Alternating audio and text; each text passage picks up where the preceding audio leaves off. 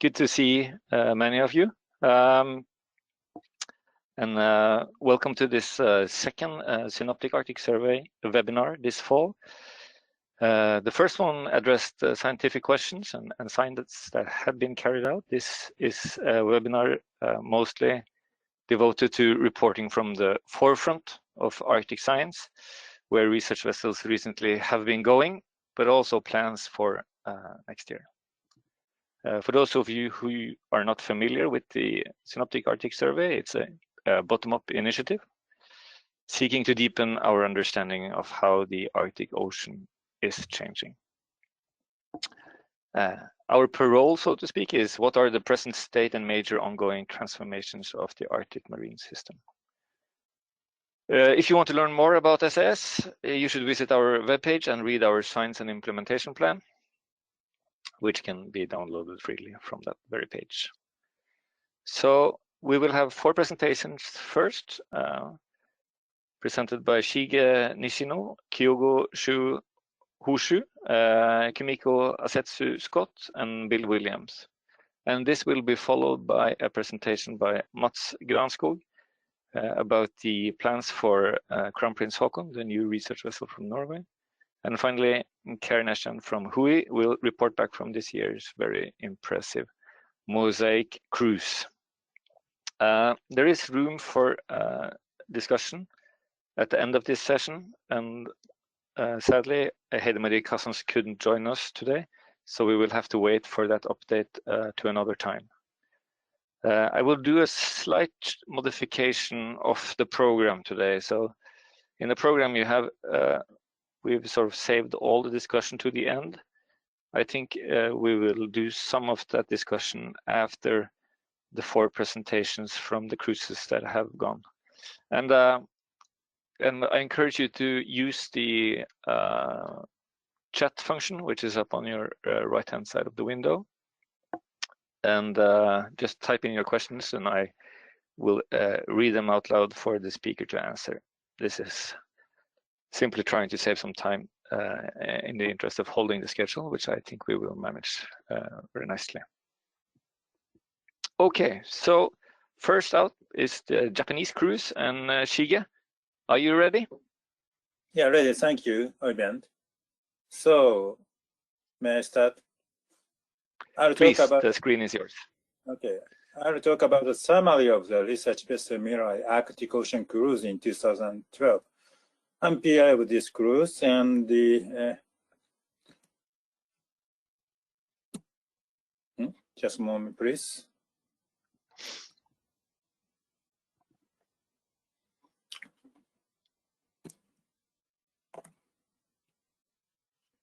All right.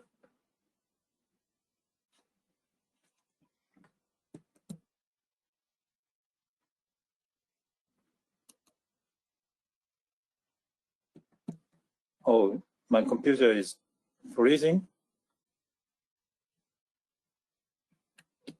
Yeah, it's no wonder your ship is surrounded by ice. I think maybe Shige, do you want to try to restart, or we can just swap the presentation? So Kyoung-Ho, if you're ready to, we will just switch to your presentations first, and we'll get back to you, Shige, when he's done. Or do you want to try once more? Okay. Oh, it's working. Perfect. Go ahead. So sorry. I'd like to talk about this.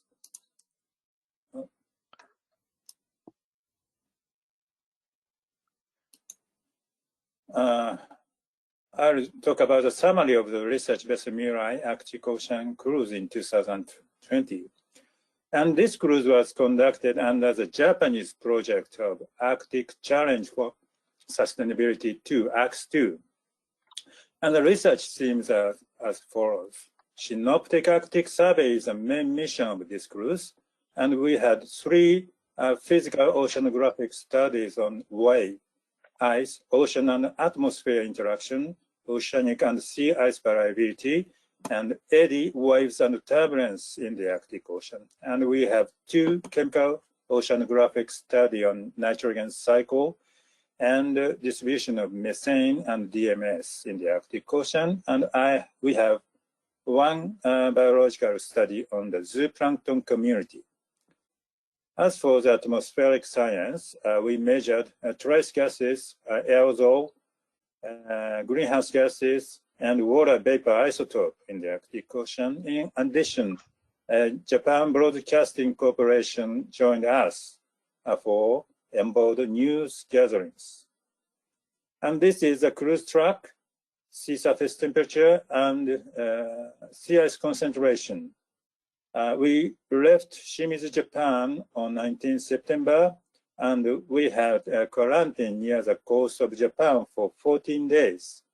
Then we passed through the Bering Strait on 6 October, and we conducted Arctic Ocean survey for 16 days. And then we passed through the Bering Strait on 21st October and came back to Shimizu, Japan on 2nd November. And this is the maps and the stations. A blue dot indicates CTD, XCTD, turbulent measurements, plankton nets, and sediment graphs, and biooptics observation stations. And red circle and yellow triangle indicates the positions of mooring and sediment trap. And we had marginalized zone observation here and DB observation here. And I will show you preliminary result of the cruise. First of all, biological hotspot observation was conducted in the Chukchi Sea. And this figure shows the sea ice concentration on 12 October 2020 and chlorophyll A in October, averaged over 2015 and 2019. So as you can see, the southern Chukchi Sea is one of the most productive area, even in autumn. So based on our previous study, it is indicated that in autumn, a large amount of organic particles are accumulated at the bottom of southern Chukchi Sea, and the organic matter decomposition produces ammonium. And here is a cyclonic circulation in general, that makes a dome-like structure of high concentration of ammonium that could sustain the autumn bloom.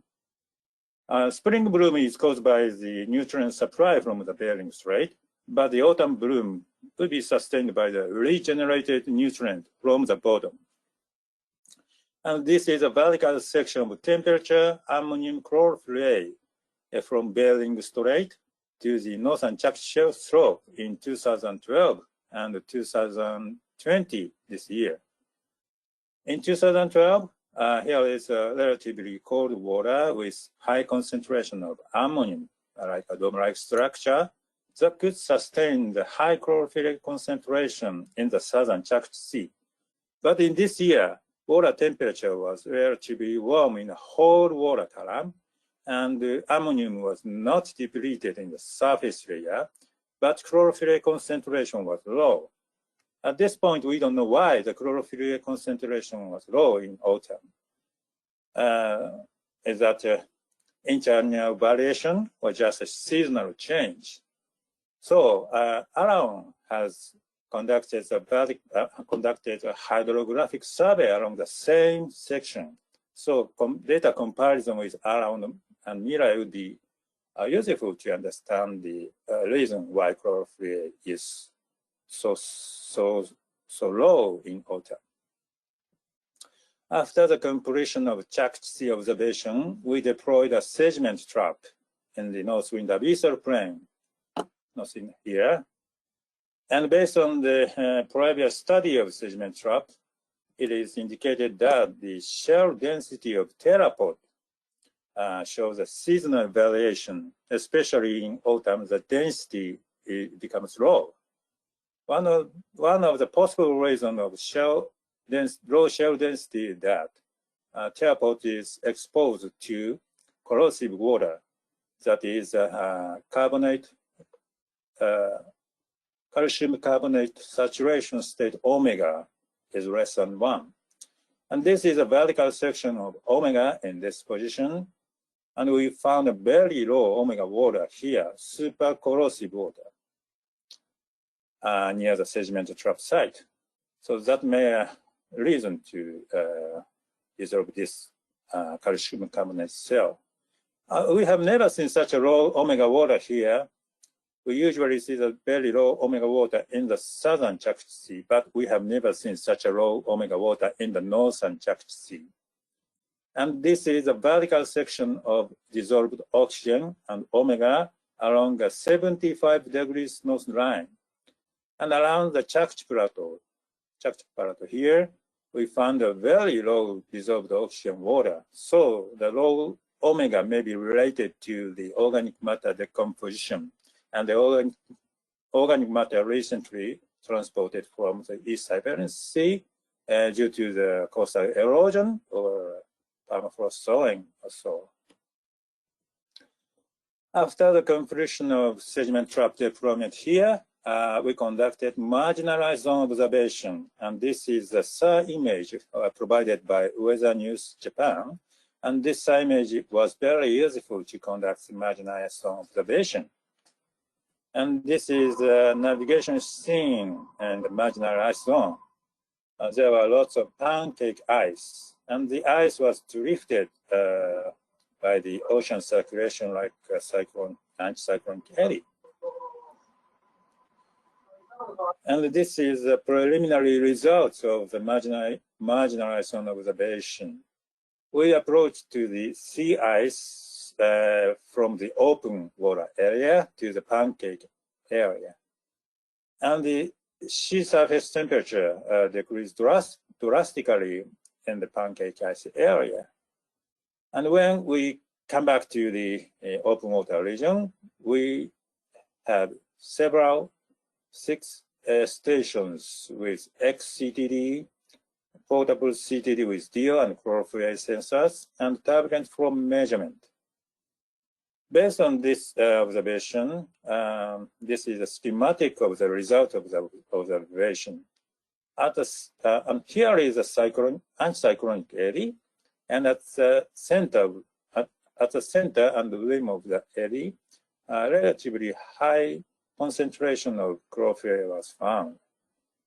And at a depth of 300 meters, zooplankton was detected from the echo backscatter of ADCP. But in the open water area, strong turbulent mixing was observed. As for the future study, we need to understand what physical mechanism determines the phytoplankton and zooplankton distribution. This is a future study. After the completion of marginalized zone observation, we conducted Chukchi shelf slope observation. This observation has been conducted since 2016.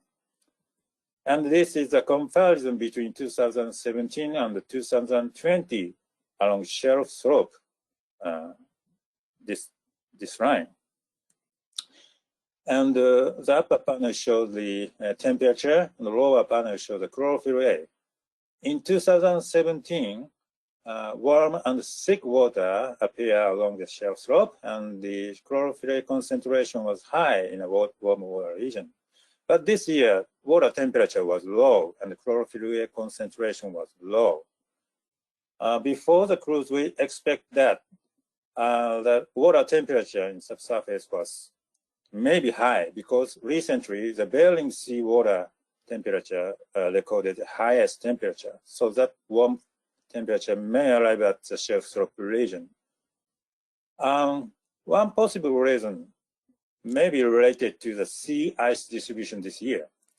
This is the SST anomaly in 2002 compared to the 2007 to 2019. And in the ice edge area, you can see the very cold water here. That may reduce the water temperature.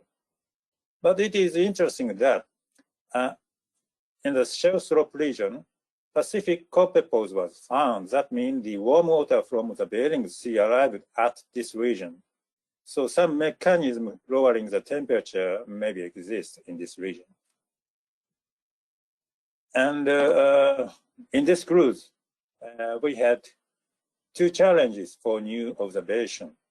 One is environmental DNA, and other is microplastic samplings. eDNA is used to eDNA will be used to detect the fish species in the Arctic Ocean, and we sampled the water and filtered it in a wide area from the 32 degrees north to the 75 degrees north. And the analysis will be performed on laboratory, so we expect that this procedure could detect the fish species distribution.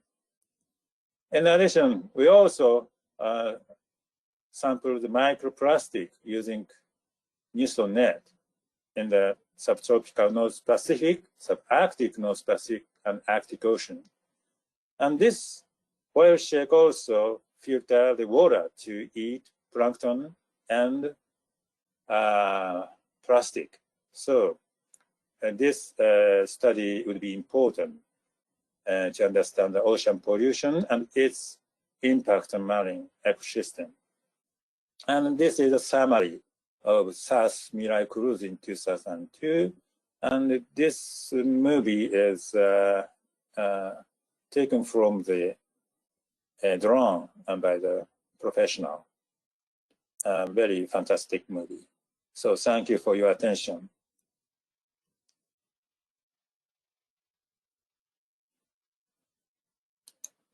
Thank you very much, Shige. I said that we could do questions at the end of this session, so I will save up some of the questions. We already have one. Feel free to write them down in the chat, and we will get back to them at the end of these presentations, these 4 presentations. So thank you very much, Shige. We will move over to Korea. Then Kyoung-Ho, are you ready with your presentation, Kyoung?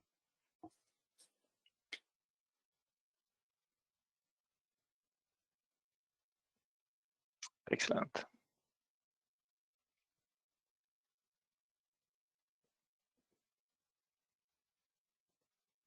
Hello. Hello, hello. Okay. Okay. Hi, everyone. My name is Kyoung-Ho Cho. I'm working at the KOPRI. I would like to update the SAS Korea activities this year.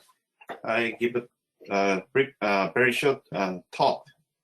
We have the 5 main members in SAS Korea research team. Okay, so I think these 3 members joined the meeting now. This is a map of SAS observation plan and variables to be measured during 2020 Araon cruise. I will talk later about those variables in detail. We carried out the 2020 Arctic Ocean expedition this summer from August 4th and 31st, actually 27-day ship time. The total 88 CTD stations, including 39 biochemical stations. We proposed 4 transect, SA transect, Chukchi Sea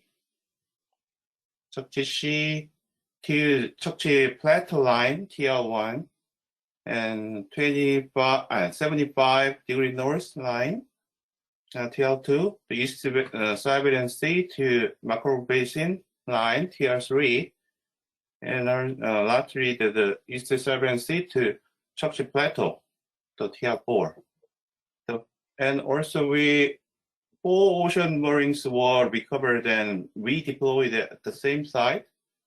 The KAMS-1, KAMS-2, KAMS-4, and East Siberian Sea shelf area. This year, the no ice camp was conducted.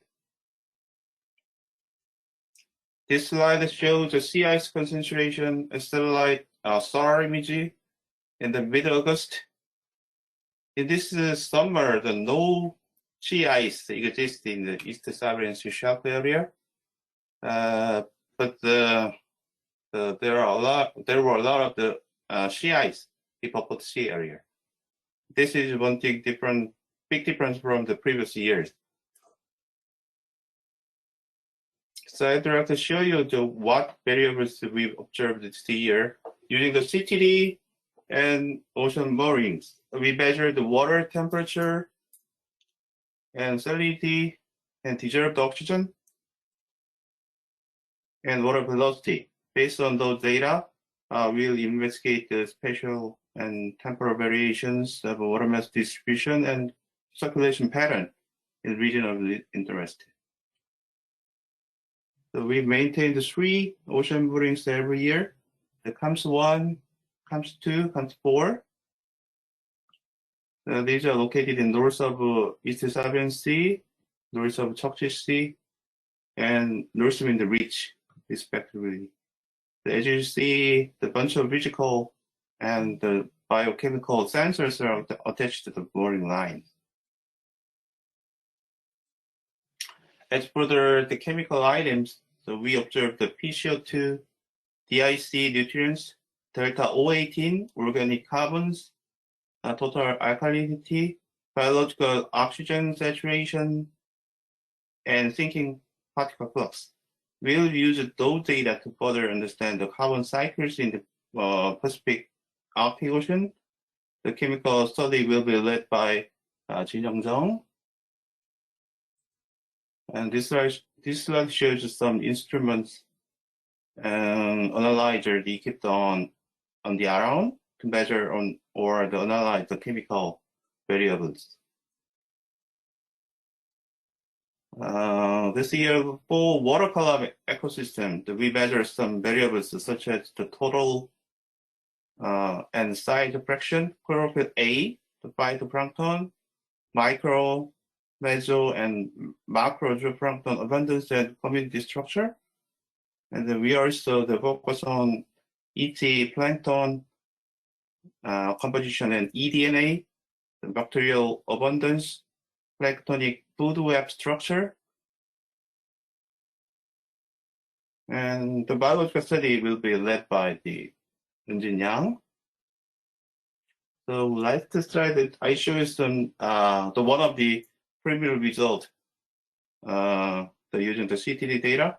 They plot the potential temperature and salinity on TS diagram to the left hand side, and particle profiles of the potential temperature and salinity along the transect TR1, TR2 here.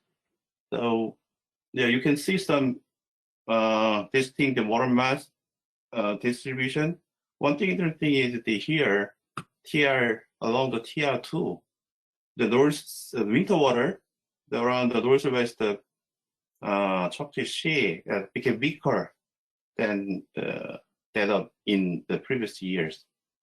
So we still analyze the data now. So maybe next meeting or the ASW or PH meeting that we can show you some result more. Okay, that's all I prepared today.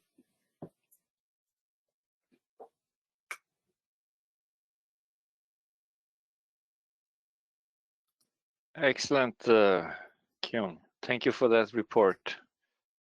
We will move on to the third presenter, Kumiko. Yep. This joint US, Canada, Denmark, Greenland cruise. Are you ready? Yes. You look ready. I just have a problem sharing the screen. I can't see the.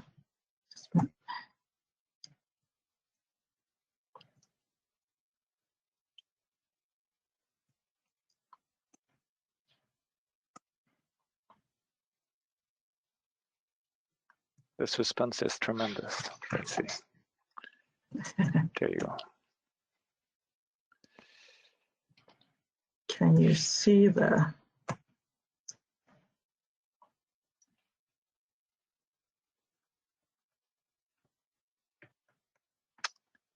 Okay, talking about Davis Strait observing system. This is a collaboration among Canada, US, Denmark, Greenland. And one of the Denmark Strait is one of two export gateways of the Arctic water. The other one is Bering Strait. So it's very important to understand how Arctic water influences the North Atlantic. And it is an ideal location to observe the propagation of changes from the Arctic to North Atlantic. As you see, the Canadian Arctic archipelago has a lot of channels. So it's really difficult to monitor every channels, but Davis Strait integrate them. So you can actually observe what's going on coming out from each channels at Davis Strait. At the same time, there is a saline Atlantic water going north along the Greenland slope, and you can see the influence of that one, especially for stability of glacial meltwater. Kumiko, we see your, we don't see your, we see your presenter mode. We don't see the full presentation. Can you switch screens? Oh. You think? I wonder, we did that one yesterday. I wonder why that's the case. Just a minute. If you use two monitors, then maybe you can disconnect one of them. Yeah, we have a problem yesterday. No, it's okay.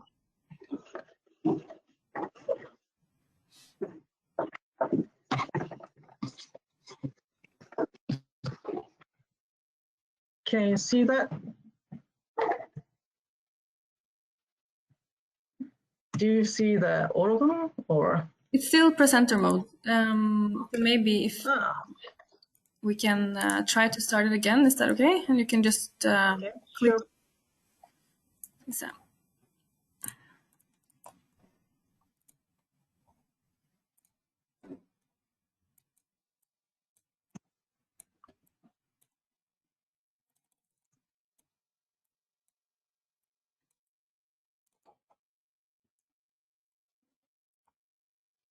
I'm out of jokes, Anna-Kari, so you have to hurry up. Now you should be able to present again, sorry. Okay. Yeah.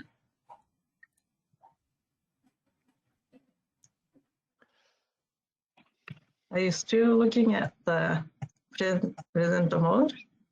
Yes, but yeah, we're still seeing the fine. We see the presentation. Yeah, no, you said it's still presenter mode. Yes, it's still presenter mode. So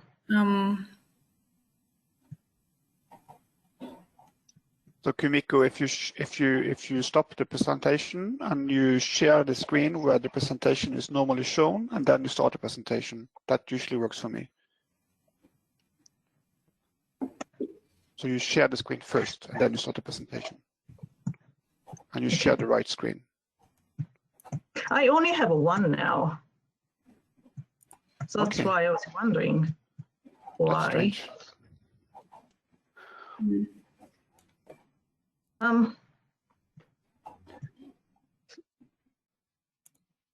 So this happens when you push the presenter view button down on the right-hand side, Kumiko, or if you take your arrow down to the right-hand side where you have the symbol for full screen. Yeah. Down to the right. If you push that now, there you go. That's good. Okay, then That's perfect. I don't have presenter mode, but that's fine. So That's fine. We anyway. have some screen times. Sweat. So we have a Davis Strait monitoring system for a while, started 2004. So this one shows the climatology for surface salinity and surface omega aragonite. Omega aragonite is the indicator of ocean acidification, how corrosive water is for the organisms with calcium carbonate, such shells and skeletons. You see the clear division north and south of Davis Strait, marked in red area. The north of it is a Baffin Bay, which has a colder, fresher water. And south of Davis Strait is Labrador Sea, which has warmer, saltier water. And when you look at east-west gradient, the way eastern side, closer to Greenland, Atlantic water flows to the north along the Greenland slope. But you see that the glacial meltwater influence at Disco Bay which has one of the most active calving glacier, Yakutsk Glacier. And you see the effect of glacial water as a very fresh and low saturation state, corrosive water coming out from the bay. And when you look at the western side of that section, you see the Arctic outflow as a cold pressure water with very low saturation state, very corrosive water coming from Arctic and flowing to the south. So looking at the saturation carbonate system in Arctic outflow, which is marked in white area and defined by salinity 33.7 lower and temperature less than 2. We have data from one cruise was 1997, all data collected by Peter Jones at BIO. But a system, observing system started 2004, and we realized 2013 and 2015, DIC alkalinity decreased, and that's very unexpected. In south of Davis Strait and Labrador Sea border, DIC increases in equivalent of the anthropogenic CO2 in atmosphere, but I didn't see it in Arctic water outflow in Davis Strait. During that time, actually salinity dropped and temperature increased. So you can see very clear relationship between carbonate chemistry and salinity. So Arctic outflow observed in Davis Strait is controlled by freshwater dynamics rather than the anthropogenic CO2. And that's very unusual and very interesting what's going on in upstream. And this year cruise was done, we usually do cruise with US ships, but this year we used RB Dana from Denmark Technical University. Without strong leadership and will of the Craig Lee and University of Washington, we couldn't really complete this cruise. As you can imagine, this is a multinational participation cruise. And the situation in summer was very fluid. The border was open and closed almost every other day, changed a lot. And we usually start cruise from Greenland, but we couldn't start it because they closed the border. And US scientists weren't allowed to go to Europe at that time. So it was a lot of difficulties, but Craig put it off, and together with scientists from Denmark and Greenland stepped up to help complete the cruise. We had 12 scientists, including 3 students. And this cruise was a contribution for SAS and Go Ship line, Go Ship high frequency line. And this year we had a Horizon 2020 project active scientists participated in. So we usually have strong physics and chemistry, but not many biology measurements. But we had more biology this year, from phytoplankton, zooplankton, fish larvae to whales and seabirds. And 2 Canadians from Bedford Institute were planning to participate in, but they canceled to actually deny traveling at the last business day before departure. So we are like crashed. But fortunately, 2 Danish students sort of helped us to collect samples. So we had some sampling done for chemical measurements. And Rafa, I think he may be participating in this cruise, but he is a postdoc in DTU. He really took a leadership to help students and collect our samples too. So it was very difficult cruise. Started 2 weeks quarantining hardshell, the home port of the Dana, and left hardshells in August. We usually start cruising in Nuuk, Greenland, as I said, but because we couldn't get into Greenland, and that was a very long sailing time to the site. And even Greenlandic scientists couldn't fly out to Denmark, so we picked them up on the way and came back to Denmark. So this line is heavily instrumented with a mooring system. We had 10 sites across Davis Strait this year, and one deep site in Baffin Bay. But 2 sites close to the Baffin Island, we couldn't deploy. We couldn't access to the site because of the COVID restriction. So we will do that next year. And hopefully we can do some hydrography next year too. And these are the parameters we measured and the scientists who are responsible for. So if you have any questions to the measurements, not much measurement has been done yet, except the RAFA's DOC measurement and dissolved oxygen measurement on board. And we have a problem measuring DAS alkalinity because of the lack of CRMs from Scripps. And I think we're gonna talk about it sometime later with the carbonate chemistry group in SAS. Thank you.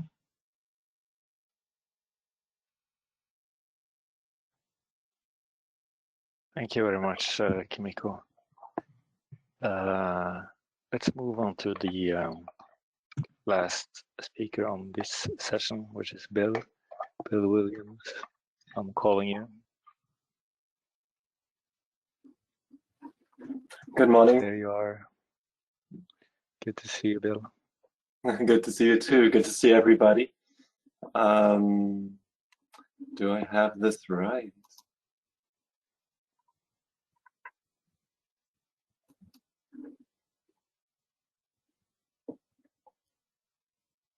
Your presentation, so I think you can, yeah, there. Perfect. Take it away, Bill. Hang on, let's get this out of the way.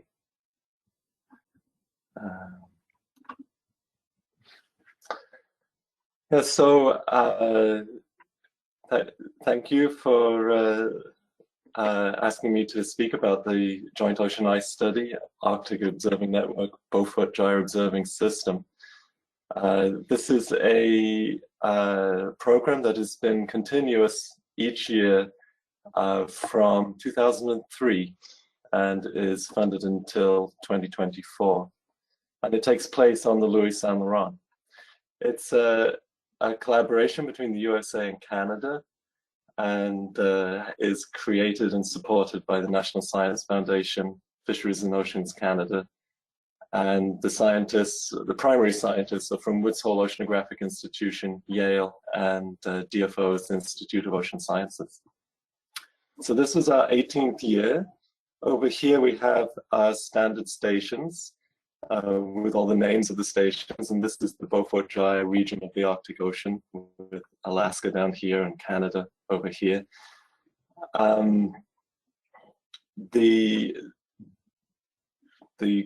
Let me go to the next slide.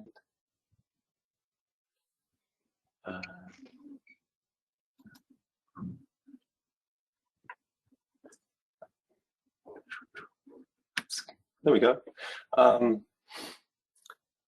This year, the ship usually leaves from St. John's, Newfoundland, and it did so again, but this year all the scientists needed to get on board with the crew. So it was a 6-week expedition for everybody from St. John's, Newfoundland, through the Northwest Passage, around the Beaufort Gyre, and back again. The mission itself in the Beaufort Gyre took place from the 15th of September to the 1st of October. And since it was required to be a Canadian-only expedition this year, the moorings that are usually turned around by Woods Hole Oceanographic Institution at these sites, these 3 sites, were not turned around this year. And the expedition was only a CTD and ex-CTD survey And then the Canadian team deployed the ice-tethered profilers in the north and sea ice mass balance buoys, and also picked up non-functioning ice-tethered profilers in the south here. So this is our cruise track, obviously. The sea ice this year, as everyone knows, it was a low sea ice year, but in the Canada Basin, there was this tongue of ice that persisted as the ice flows past the Canadian Arctic archipelago and then around the Beaufort Gyre in this pattern. And that's the pattern in which it melted this year. And so while sea ice conditions were light, there was sea ice in the Beaufort Gyre. The data that we collect, there's a full set of sensors on the CTD, including a CDON fluorometer and PAR. We have a lot of water samples collected over 3 weeks at sea. Standard parameters collected here, including O18, alkalinity and dissolved inorganic carbon, extra samples for bacteria for Connie Lovejoy at the University of Laval, and fluorescent dissolved organic matter for Salingagan here. We did 30 zooplankton nets around the gyre to 100 meters deep, and at select stations we did water samples for microbial diversity. This is DNA, RNA sampling, and dissolved organic matter and barium for Salingagan again. And then radioisotopes, iodine-129 and uranium-236 for John Smith and Nuria for tracking Atlantic water through the Arctic Ocean.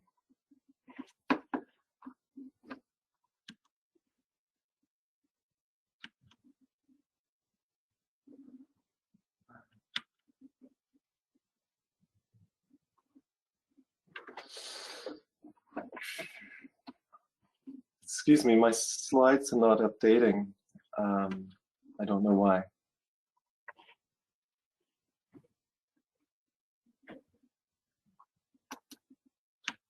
There we go. So in the north, there were 2 stations for buoy deployments, and this is one of the buoy deployments happening. This is an ice-tethered profiler, and here is some of the data from that ice-tethered profiler showing very warm Pacific water in the upper water column in the northeast Beaufort Gyre this year. 2 of these were deployed. We did 2 of these stations. Then, excuse me, there were quite a few non-functioning ice-tethered profilers this time in the southern Beaufort Gyre, and 4 of those were recovered.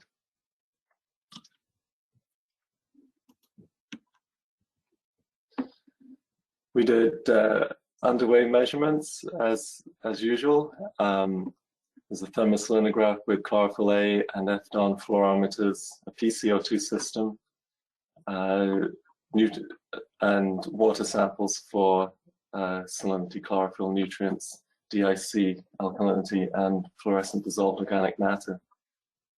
Meteorological data was limited to an AVOS weather station on board the ship. Sea ice observations were done via observations from the bridge and forward and downward looking cameras by Jenny Hutchings from Oregon State University and Kazu from Kitami Institute of Technology in Japan. The Canadian Ice Service was also on board. And then between the CTDs that we do, we did XCTDs to fill in and improve our resolution of the Beaufort Gyre. The data available for this these expeditions from 2003 to 2020 can be found at the Beaufort JAIA website at Woods Hole Oceanographic Institution. There are dispatches, daily dispatches, talking about life on board the ship. Data for ice tether profilers also at Woods Hole. And then the ice mass balance buoys are from the Cold Regions Laboratory at Dartmouth. So to look at some of this data, this is the salinity from the underway system. And of note here is the what we expect to be the Mackenzie River water. We were unable to geochemically identify the Mackenzie River water this year because we were not running alkalinity and DIC on board. When we run those samples, we will find out. I'm pretty sure that this very fresh water here in the southern Beaufort JAIA is again the Mackenzie River water that has been pushed this way over the summer. I strongly suspect that, and that matches the fact that the surface water in Amundsen Gulf here is fairly salty. Next slide. The primary purpose of the Joint Ocean Ice Study, Beaufort JAIA Observing System, is to monitor the fresh water in the Beaufort JAIA. So each year we take all of our CTDs and ex-CTDs and eventually combine them with data from other expeditions to the west here to develop a map of the freshwater accumulation in the Beaufort JAIA and monitor its accumulation over time. This year, the total amount of fresh water was slightly less than last year, and we continue to anticipate a release of this fresh water from the Beaufort JAIA as conditions seem to be slowly changing from strongly anticyclonic surface forcing from wind and ice to cyclonic forcing. We also monitor the water masses of the Beaufort JAIA, the layers of Pacific summer water, Pacific winter water, and Atlantic water. And here is an example of the Pacific water temperature maximum, the Pacific summer water in 2018, 2019, and 2020, showing its variability as the Pacific water moves around the Beaufort JAIA. In particular, in 2020, it was unusually warm in the northeastern Beaufort JAIA, showing temperatures of over 2 degrees C here. And so there are two things here. There's the freshwater accumulation, which pushes nutrients and heat down into the water column, and then the likely increase in heat flux into the Beaufort JAIA from warmer Pacific summer water coming into the Beaufort JAIA here. And thank you very much. This is the team aboard. This year I was not aboard. Sarah Zimmerman was chief scientist. The science team was only 15, I think, and limited to Canadian participants only. Again, thank you very much, and we look forward to repeating this mission with all international collaborators next year and subsequent years. Thank you. Thank you very much, Bill. I think we have a few questions. I see in the chat that someone has been answered already. So, but I do believe that Shige, I think Ara were curious. Did you actually observe damaged petropods in the super corrosive waters? Pardon me? Yeah. Yeah. Once more, please. Olsen is asking, did you actually observe damaged petropods in the super corrosive water? Based on the incubation experiment, the tetrapod was incubated in the corrosive water. The shell density, the shell was broken. That is experiment. And in this Mirai cruise, we found a super corrosive water near the sediment trap site. So we think that the corrosive water may impact the shell density of tetrapods.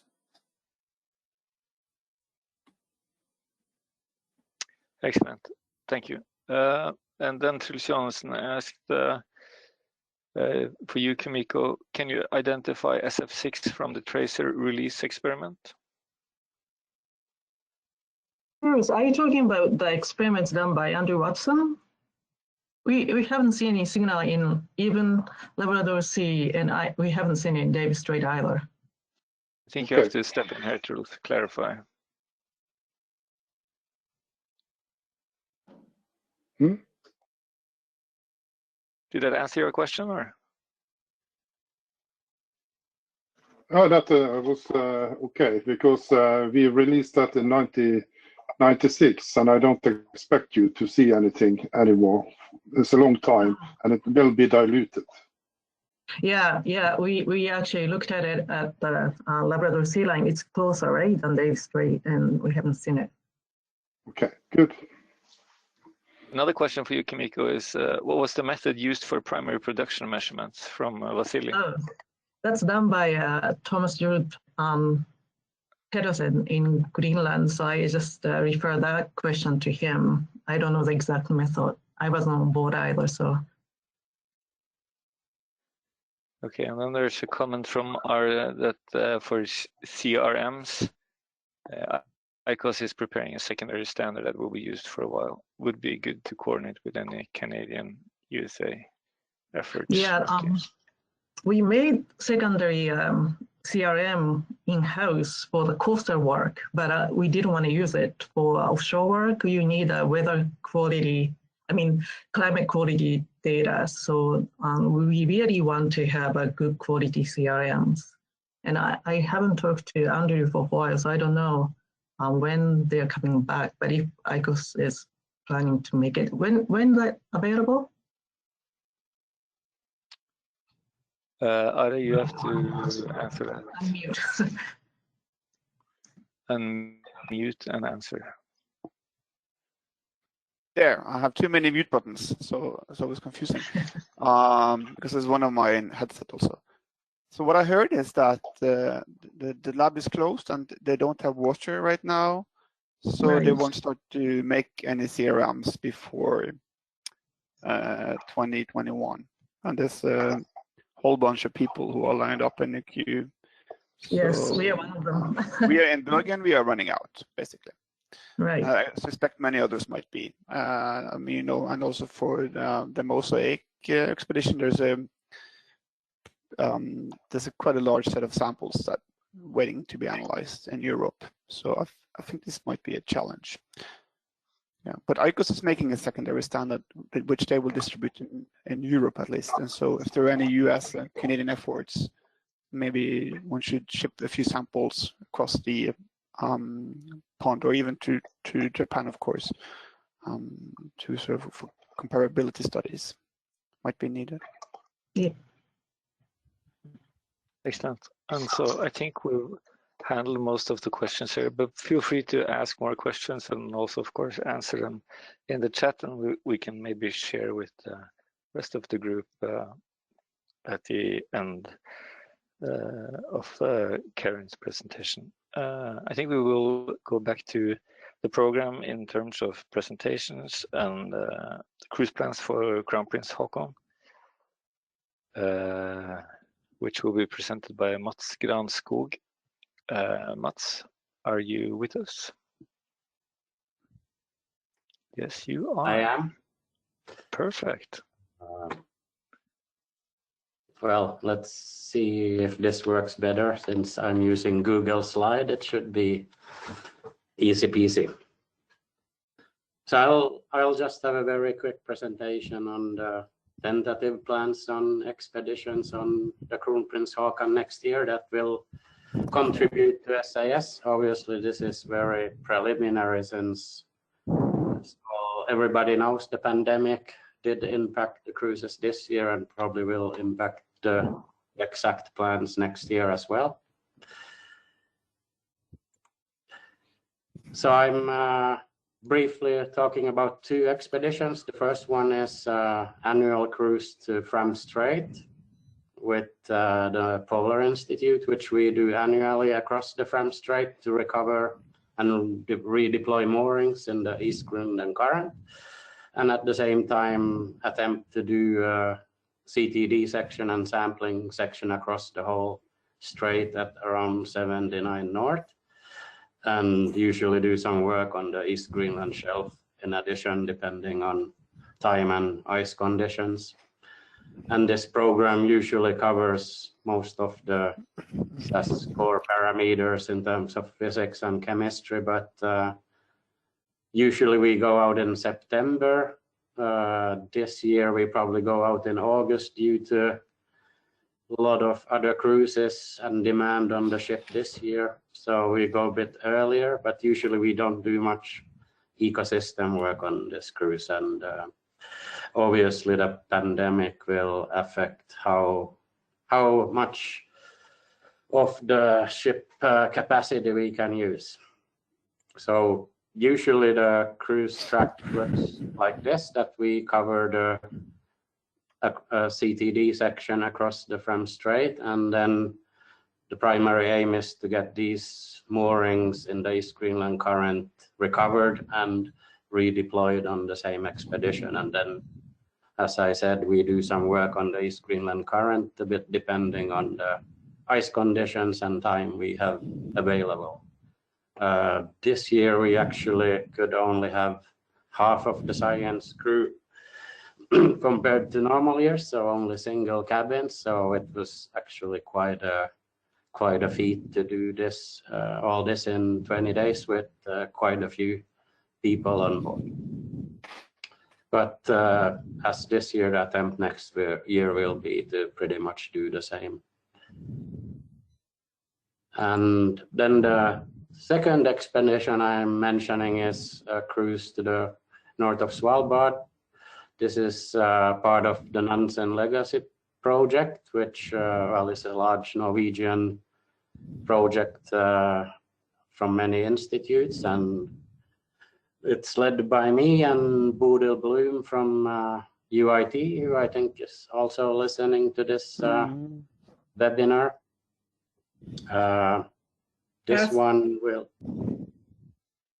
This cruise basically tries to extend the program in Nansen Legacy, which is largely focused on the northern Barents Sea, and actually go into the deep basin. So across the Nansen and Amundsen Basin and all the way across the Gackel Ridge. This is very multidisciplinary cruise trying to understand the whole physical and ecological system, and also some atmospheric science as well.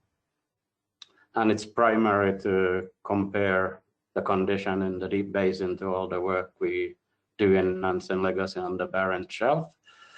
And by definition, the Nansen Legacy program will cover pretty much much of the kind of SAS wish list for parameters to be measured. I guess one thing to note is that we know that Oden postponed its cruise to this year, and they will actually also be in the same region and at the same time. So we need to do some coordination to not duplicate efforts completely. So the kind of very initial plan is that we do a transect into the Amundsen Basin, and this is just a very tentative plan, and possibly we also then will coordinate with the Oden expedition to make sure that we do complement each other and not do the same stations at the same time. So to conclude, we are thus trying next year to do expedition to Fram Strait, and then it's actually back to back with this Nansen Legacy expedition north of Svalbard, and this yellow track is the approximate plan for Oden also next year. So there will be quite busy activity in this part of the Arctic next year in terms of SAS. Well, that was pretty much all I had to say. So if you have any questions or comment, I can take them, or you can just reach me by email. Thank you.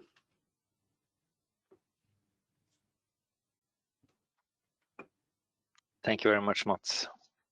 I hope you can imagine the applause. Does anyone have a question for Mats? It would be good to if you can bring them up in the chat now. I certainly hope you will coordinate with Oden. Everything should be set for doing that now that you are bordering each other's cruises. If there is no question for Mats, I think we will move on. And that's the final presentation of today. And that's Carin, who should I say involuntarily had to spend quite some time on this cruise, much longer I think than she initially planned. But I'm sure she enjoyed coming back to Woods Hole even more when she did. So Carin, are you with us or? Yeah, can you see my slides and hear me? I can see your slides and I can hear you. Thank you. Okay, great. So I'm going to give you an overview of some of my experiences on the expedition, and it was a huge expedition, so this is very much my observations.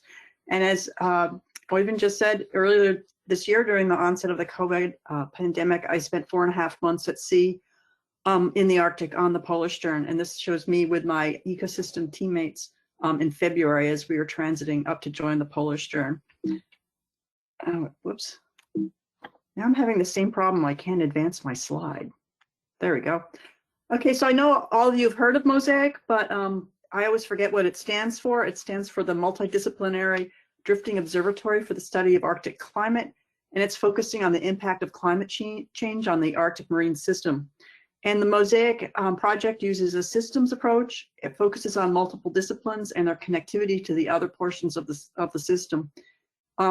The expedition was based on the German icebreaker Polar Stern that was deployed to an ice floe or frozen in the Arctic ice from October 2019 until October 2020, with many on-ice installations around the ship, and about 100 people were on board for each of 5 legs. The project is organized around 5 interdisciplinary teams: the atmosphere, ice, ocean, biogeochemistry, and ecosystem, and I'm a member of the ecosystem team, of course. And this project offered us a unique opportunity to collect a comprehensive data set over a full annual cycle, which is something that's very difficult to do in an ice-covered ocean. The project is the largest Arctic expedition ever mounted. It involved 20 supporting nations and participating scientists from many other nations as well.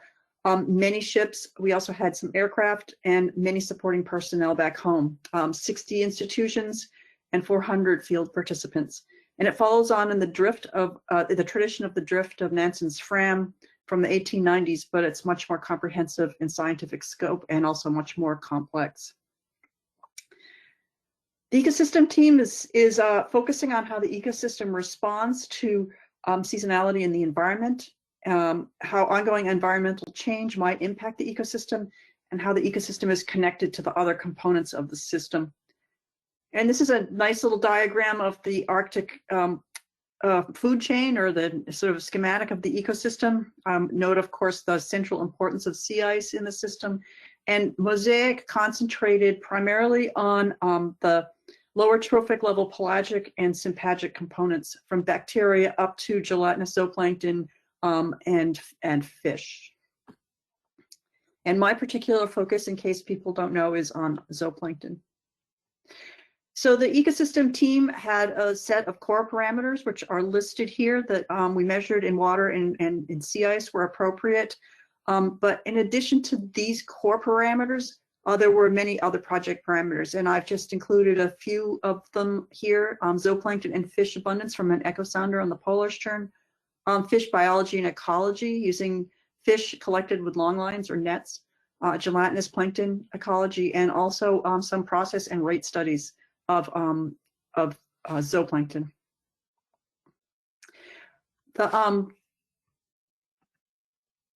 Okay, so this movie shows the track of the Polarstern from when she left Tromsø, Norway in September of 2019 until she left the ice to go back to Bremerhaven just in the middle of or early October of this year. And the changing sea ice cover through the year is shown by the lighter shading over the ocean. The portions of the track in gray show when the ship was underway, and the portions in blue show when the ship was actually drifting. And my leg was originally scheduled to run from mid-February to early April, with us leaving Norway at the end of January. But in the end, our leg lasted until early June when we transferred off the Polarstern after the Polarstern had left the ice and transited to Norway. So MOSAiC ended up being 5 legs long. The first leg was primarily did a lot of work installing, finding an ice flow and installing the equipment on the ship and setting up the science facilities, and then did some initial sampling. And during this leg, the ice was thinner than expected and very dynamic. And this leg ended in mid-December. The second leg was the winter leg. There was no sunlight. It was very cold temperatures, and the ice was more stable, and the ship drifted very little. And the cold temperatures were quite a problem because sampling became more difficult because the ship's cranes and winches could not operate at colder temperatures colder than negative 30 degrees centigrade. And this leg was extended a little bit because leg 3 started late, which was my leg. This is leg 3. It was sort of this leg was characterized by a huge amount of drift, a runaway drift. We transited about 300 nautical miles to the south and transferred through multiple geographic and hydrographic regimes. And this leg also experienced the transition from complete darkness to complete light, and also from extreme to cold to just above freezing temperatures. The fourth leg started sampling about a month after the end of the third leg, and occurred during the ice melt season and also during a period of enhanced primary production. And during this leg, the ship and the ice flow drifted to the ice edge. And the fifth leg had to include a repositioning from the ice edge back into the central Arctic. So that was another period of time when sampling could not occur. And they worked for about a month once they got back up into the central Arctic. And this leg experienced both the sea ice minimum and also captured the freeze up. So returning to my leg now, leg 3. We left Tromsø at the end of January, and we were transited up to the Polarstern on the Russian icebreaker, the Kapitan Dranitsin. After we left Tromsø and went north, it quickly became very cold and we lost daylight. When we crossed the Bering Sea, we experienced some heavy seas, which coated the ship in ice, and the ship remained that way through the duration of the trip, as you can see from this photograph of from the bow of the Dranitsin. And the going was very slow once we got into the ice. Probably slower than people had expected. And we spent a lot of days seeing this view out of the front of, out of the windows on the ship as we clawed our way to the north. Now I have to stop it. There we go. So after some weeks, we began to wonder if we would ever actually reach the Polarstern. We were just crawling through the ice. And at one point we heard that we might need to turn back so that the Dranitsin would have enough fuel so that to get back out of the ice and back to her home port without running out. Fortunately, this didn't end up happening. We had daily updates of the relative positions of the two ships, and one of those is shown here for February 24th, almost a month after we left Tromsø. The blue track shows the track of the Dranitsin, and the green line shows the track of the Polarstern for the period. This is for the entire period of our trip from Tromsø. You can see that the Polarstern looks like it was running away from us. So it wasn't very helpful that the ship kept getting further away as we kept trying to move to the north. Finally, on February 26th, we saw the lights of the Polarstern off in the distance, and we arrived at our parking location on February 28th, a month after we had left Norway. We were about a mile away from the Polarstern, and you can see that at this time, the sky was beginning to get quite a bit pink, and it was still a few weeks from the first sunrise, but much lighter than it had been during the midst of our transit north, although it was still quite cold. And once we arrived there, we spent several days transferring cargo between the two ships, including fresh food for us on the Polarstern, and exchanging people. And this shows a container being lowered off of the Dranitsen to be brought over to the Polarstern. And finally, we were all set with our transfer. And on the last night before the Dranitsen left, we had a farewell party on the ice with the scientists and Polarstern crew from both legs and the Dranitsen crew. So this shows the Polarstern at the beginning of my leg. This is a picture taken with a drone, and you can see the ship frozen into a mostly intact ice floe with a bunch of on-ice installations around her. There were a number of huts and tents out on the ice in which scientists would go to work. Electricity was supplied with big orange cables that ran from the ship to many of these installations. And of course, we could only go out and work with a bear guard, either in the tents or anytime we were on the ice, we had to have bear guards out there. So turning now to the work that I was doing, the zooplankton work focused on who, what, when, and where, which types and species are present, where are they? Are they found in the shallow water? Are they in deep water? Are they found underneath the ice? What are their seasonal cycles of abundance and age structure? And what are they doing? Are they feeding? Are they reproducing? And also, what are they eating? So when we first started sampling, we were able to sample from the ship, collecting zooplankton using plankton nets that we deployed through a hole next to the ship. The hole was kept covered with a tent, as I guess, oh, there we go. See the tent right here next to the side of the ship. And here the tent has been moved off of the hole so that we could actually access it using the winches from the ship. And this was to keep the hole from freezing. There was also water circulating inside. So when we sampled from the ship, we were able to sample down to 2,000 meters. We did depth stratified sampling using a multi-net. And we also collected animals using a very large ring net for a couple of depth intervals so that we could have some animals for experiments and also for many of the assays that we were doing. We collected some smaller plankton using a smaller mesh ring net, and we also used an optical sampler, the Loki, in the upper 1,000 meters. And we also did some sampling near and under the ice using a net on an ROV. And this was all great, but it came to an abrupt halt on March 16th when there was a breakup of the ice floe, which is shown at very high speed on the right, but this camera was always looking in the same direction. So you can see how in 24 hours, the ice changed dramatically. And when this happened, the ship moved forward away from the ice floe, and it also crushed the tent that we had been using to keep the hole open. So we were unable to sample from the ship anymore after that.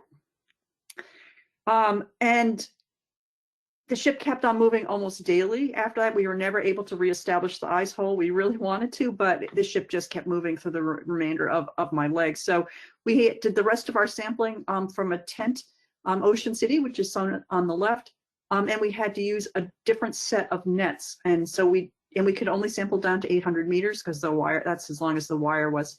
So we sampled over 5 different depth intervals, and we used a closing mechanism on a Nansen net, and that's the Nansen net you can see on the right. And we were unable, of course, to use the Loki, so we don't have any of the great high resolution distributions. And we continued to sample with the ROV net.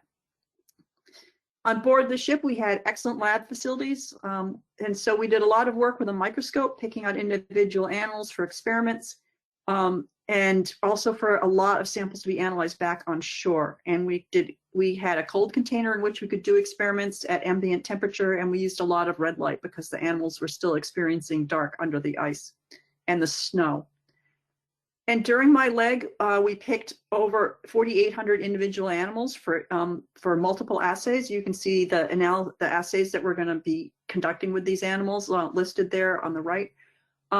We did 96 net tows, and we did 263 individual experimental incubations. This is just from leg 3. Over the course of the entire expedition, we collected thousands and thousands of samples that now need to be analyzed back on shore. And we've already alluded to a lot of samples coming out of MOSAiC in a previous talk. So this is going to keep us all busy for many months to come. So my own particular project with my co-PI Bob Campbell, who's on the call, and also Celia, Katie, and Phil, focuses on zooplankton rate processes. And the in the schematic, the processes, the part of the ecosystem that we are looking at is enclosed with the dashed box. Many of the parameters, the standing stock parameters, are measured as part of the core measurements, but we were doing process experiments, and so we were looking at mesozooplankton grazing on both phytoplankton and on microzooplankton, as well as on ice algae. We were looking at zooplankton reproduction using egg production measurements, and we were doing individual species and life stage respirations. And our postdoc Katie Shoemaker is looking at what the zooplankton have been eating by analyzing their gut DNA. So I have a few very preliminary results that Bob Campbell put together, and so Bobby, you can butt in if I say anything wrong. But first, this is some information on the zooplankton respiration rates for the 4 different legs, legs 2, 3, 4, and 5. I recall that leg 4 was the one where the primary production was happening. It was the one in June into July and summer. And this is for 3 species, Calanus hyperboreus, Calanus glacialis, and Metridia longa. They're seen on the right, and you can see the size difference between the animals. And the respiration rates increased for all of them from leg 2 to leg 4, and peaked during leg 4, which is concurrent with when maximum feeding activity was also observed. We also did egg production experiments with the 2 major Calanus species, Calanus hyperboreus and Calanus glacialis.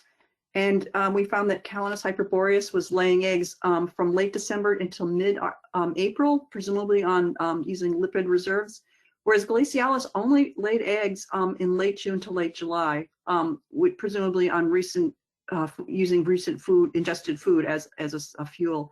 The clutch sizes for Calanus hyperboreus were greater than glacialis, were consistent with some previous measurements, but glacialis had much lower clutch sizes than hyperboreus, and also they seemed lower than what we would have expected.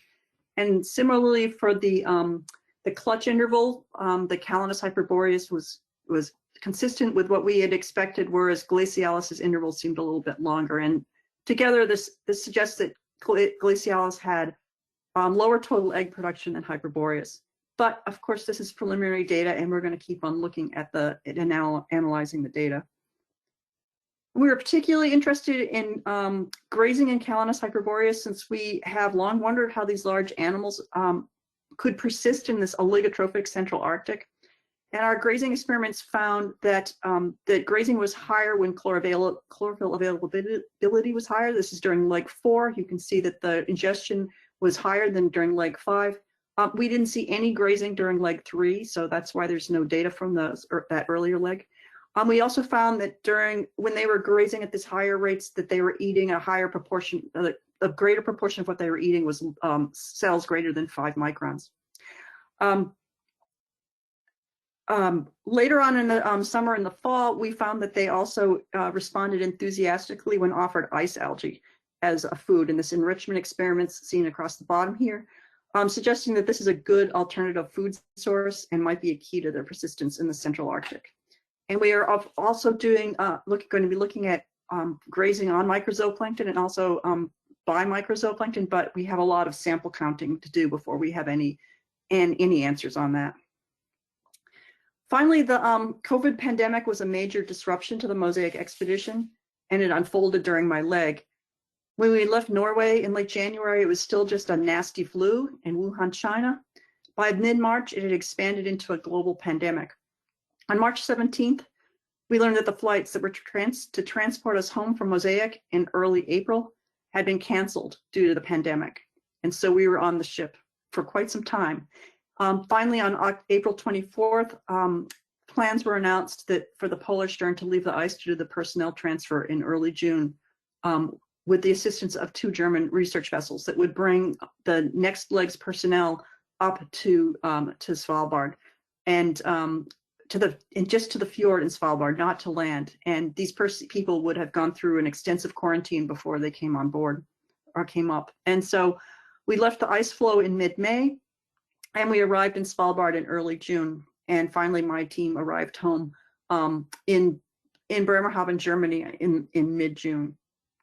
So we sailed back, relaxing on the deck of the ships. We traversed south into the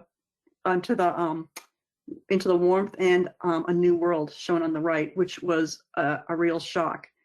And I arrived back in the US on June 16th after an amazing experience to a sad new world. I thought I would be the one with the surreal experience, living and working on the ship frozen in the ice. But then in the end, my life was totally normal, and your lives back home had all changed. And this slide shows a headline from an article in the Boston Globe in early August, where I described that surreal experience. So thank you, everybody. If you have questions, I'm happy to answer them.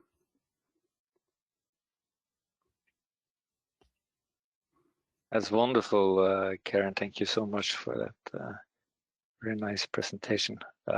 It really became an adventure for you in the yes, it did. old Nansen tradition.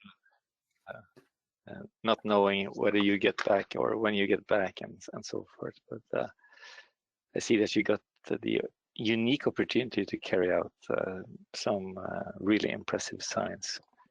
And I have. Do we have any? Yeah.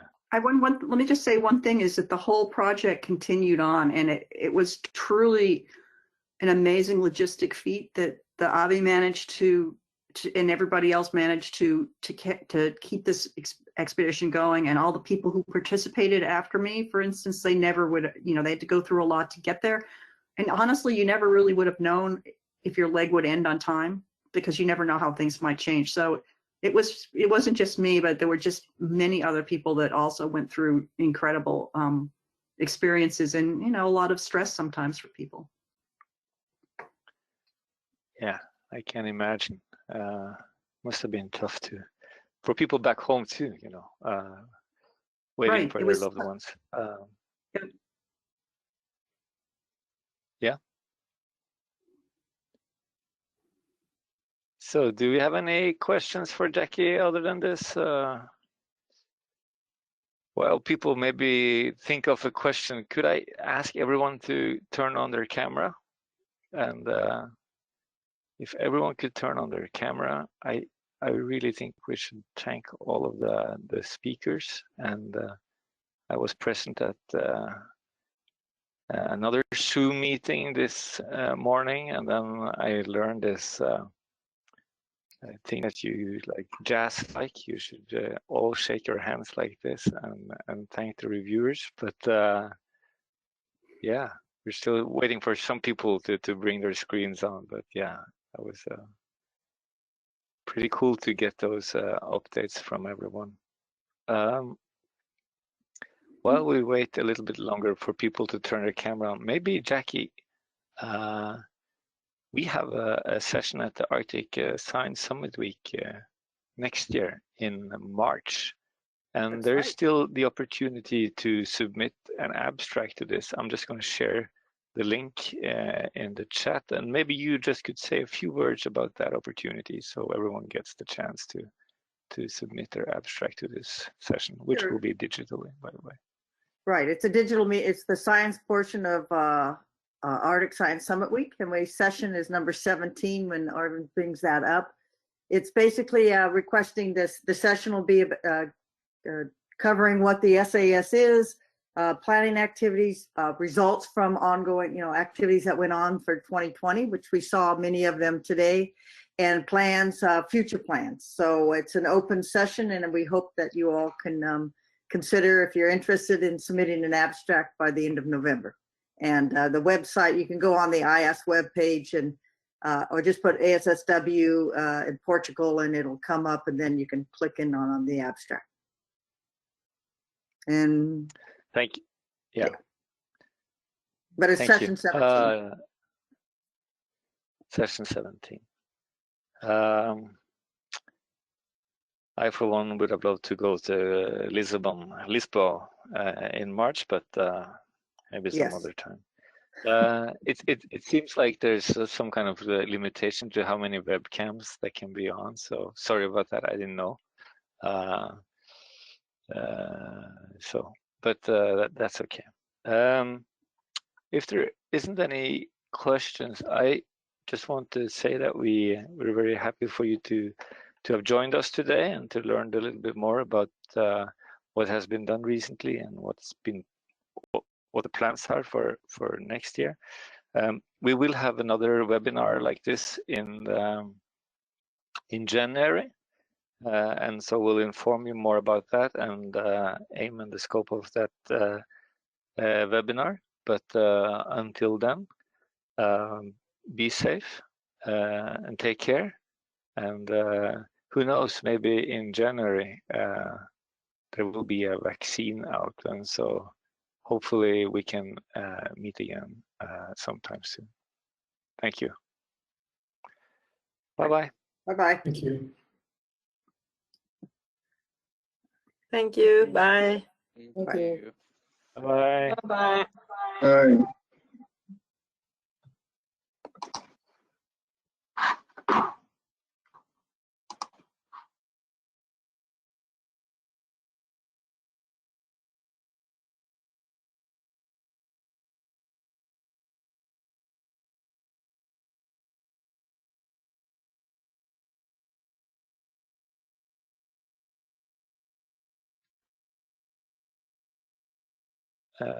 Anne-Kari, kan du lagre den chatten? Ja, det er det jeg tenkte at jeg skulle gjøre, så jeg må bare bli her inne litt.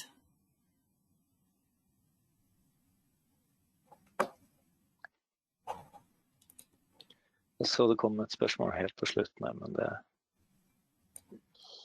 det får så være. Å ja.